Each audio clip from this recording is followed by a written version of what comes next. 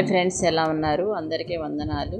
మేమైతే దేవుని కృప వలన చాలా బాగున్నాము. ఈరోజు లంచ్ చూద్దామండి. వేడి వేడి రైస్ అండి, రసం అండి, చుక్కకూర పప్పు, బెండకాయ వేపుడు, ఇంకా బయట నుంచి మార్నింగ్ ఇడ్లీ, తర్వాత ఊతప్పము తీసుకొచ్చారండి.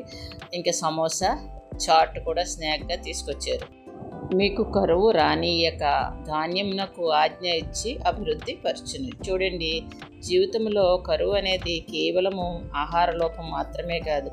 ఆనందం కరువు, శాంతి కరువు, ఆశ కరువు, ఆత్మీయ కరువు కూడా ఉంటుంది. అందుకే దేవుడు మీ జీవితంలో కరువు రానియను అంటున్నాడు. చూడండి, ఏలియాకు కరువు కాలంలో ఆహారం ఇచ్చిన దేవుడు, ఇశ్రాయేలీలకు అరణ్యములో మన్నా ఇచ్చిన దేవుడు ఈరోజు మనకు సరిపడనంత ఇచ్చి కాపాడుతాడు. ధాన్యములకు ఆజ్ఞ ఇచ్చి, అంటే ఇది చాలా గొప్ప విషయం.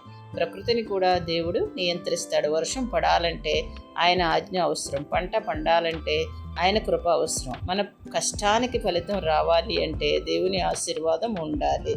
చూడండి, దేవుడు కొంచెం ఉన్నదాన్ని ఎక్కువ చేస్తాడు, చిన్న ఆశీర్వాదాన్ని గొప్పగా మారుస్తాడు, మన జీవితాన్ని ఎదుగుదల మార్గంలో నడిపిస్తాడు. దేవుని చేతిలో ఉన్నప్పుడు తగ్గుదల కాదు, అభివృద్ధే ఉంటుంది. కాబట్టి దేవుని ఆజ్ఞ ఉంటే కరువు సమృద్ధిగా మారుతుంది.